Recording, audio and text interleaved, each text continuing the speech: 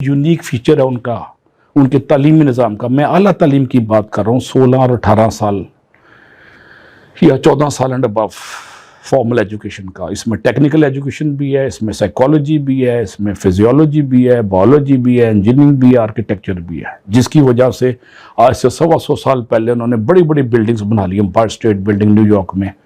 और सारी इनोवेशन पिछले 150 सालों में 90% इनोवेशन और रिसर्च दुनिया में अमेरिका में हुई।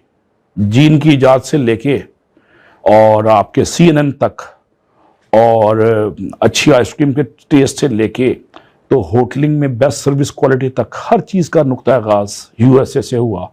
और उसके पीछे जो मबदा, मखज़न और मावार और उसकी ओरिजिन थी, वो प्रोफेसर थे जहां उन्होंने आला तालीम में अपने फ्यूचर ग्रेजुएट्स के माइंड को शेक किया और उनकी इंटरनल केमिस्ट्री को बेक करके उनकी pH चेंज करके रख दी।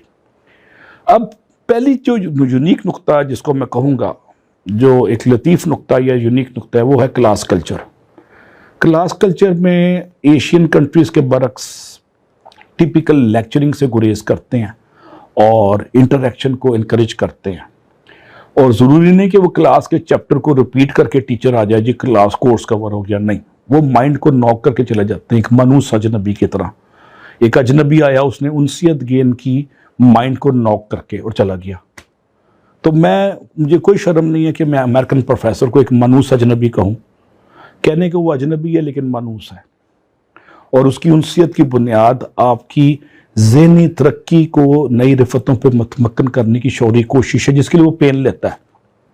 ये उस प्रोफेसर का तुर्रा इम्तियाज़ है अमेरिकन प्रोफेसर्स का, in most cases, exceptions are always there. तो क्लास कल्चर में डिबेट को इनकरेज किया जाता है, नंबर 1, और इख्तलाफ को बुरा नहीं बोलता। टीचर ये नहीं कहता कि मुस्तनद है मेरा फरमाया हुआ और मेरा कहा हुआ पत्थर पे लकीर है और मैं अक्ल सलीम का हामिल हूँ और मुझे सारा इल्म दुनिया का मेरे पास इकट्ठा हो गया। अक्सर बेशतर अपनी गलती का इतराफ़ करते मैंने प्रोफेसर्स को पाया क्लास में, उन्होंने यहाँ तक कहा कि ये मुझे नहीं पता, मैं इसको पढ़ के अगली क्लास में बताऊँगा या बताऊँगी। ये मैंने उनकी ग्रेटनेस देखी टीचर्स की। वो अपने आप को इसमें बामुसम्मा और एक इल्म का कोई दरवाज़ा नहीं कहते हैं कि I know one thing that I do not know anything. ये हिस्टोरिक स्टेटमेंट है सोक्रेटिस की, जो 2-2,500 साल पहले उसने अपने एकेडमी में कही थी कि I know one thing that I do not know anything. तो उनकी आजिम कसारी की बुनियाद इसी प्रेमाइज पे है, इसी मफरूज़े पे है कि जी मैं कुछ नहीं जानता, जानने की कोशिश कर रहा हूँ। और सबको कहते हैं जानो और जानते रहो, और इनकरेज करते हैं हर उस स्टेप को। एक दफ़ा मैंने अपने किसी प्रोफेसर से पूछा कि वर्टिकल और हॉरिजॉन्टल इंटीग्रेशन में क्या फ़र्क है। वो पूरा जवाब नहीं दे सका। अगले हफ्ते वो ख़ास कुछ प्रिंट आउट लेके आया, 30 साल पहले की बात है, और उसने मुझे डॉक्यूमेंट दिया, कहता ये फ़र्क है, इससे तुम्हें क्लियर हो जाएगा। उस वक्त इंटरनेट ईजाद नहीं हुआ था, ना ही गूगल था। तो मुझे बड़ी खुशी हुई कि उसने मुझे याद रखा है। ये कि उनकी क्लास का यूनिक कल्चर है।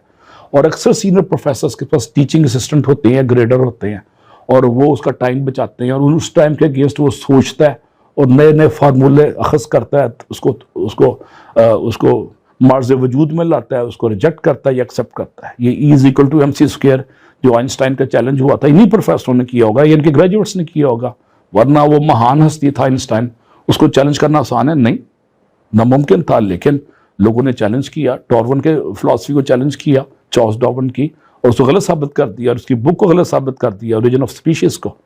तो मैं क्या साबित करने की कोशिश कर रहा हूँ कि क्लास में डिबेट और इख्तलाफ को इनकरेज करते हैं वो, और अपनी गलतियों को बरमला इतराफ़ करते हैं। क्लास का माहौल जनरली लाइट होता है और लाइट ह्यूमर को एक्सेप्ट किया जाता है, बशर्ते कि वो डिसेंट नॉर्म्स में रहे।